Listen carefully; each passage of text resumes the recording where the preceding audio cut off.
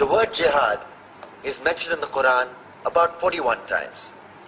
The words mercy, peace, and compassion are mentioned about 355 times. Yes, come in. Come on in, Riaz. Sit down, please.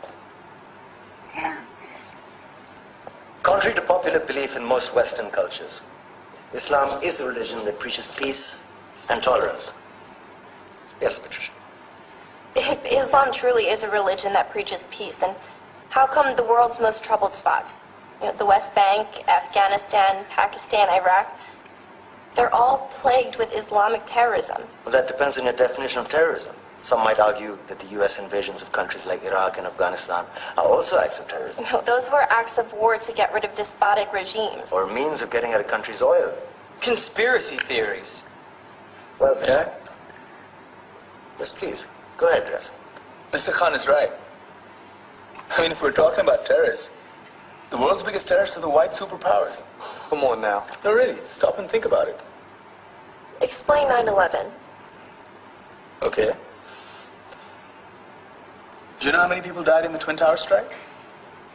Around 3,000. And do you have any idea how many people died in the bombing of Afghanistan?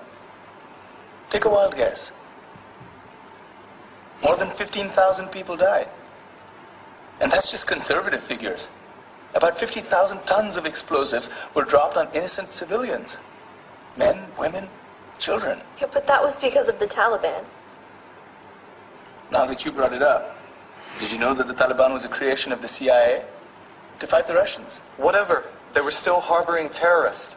Yeah, right. Terrorists that were never found. Just like the weapons of mass destruction that were never found in Iraq. Do you want to get into the death toll in Iraq? 500,000 civilians and counting. And what do Britain and America say when they don't find these weapons? It's simple. They just say sorry. And still refuse to relinquish control of these countries. What are you trying to say? What I'm trying to say is that just because you're American, wear a fancy suit, and call yourself the president, doesn't make you any less of a terrorist. I'm saying that if you don't stop meddling in other people's countries, you will face a backlash. If Muslims like you feel that way, then why don't you get out of our country? We will. As soon as you promise to leave ours.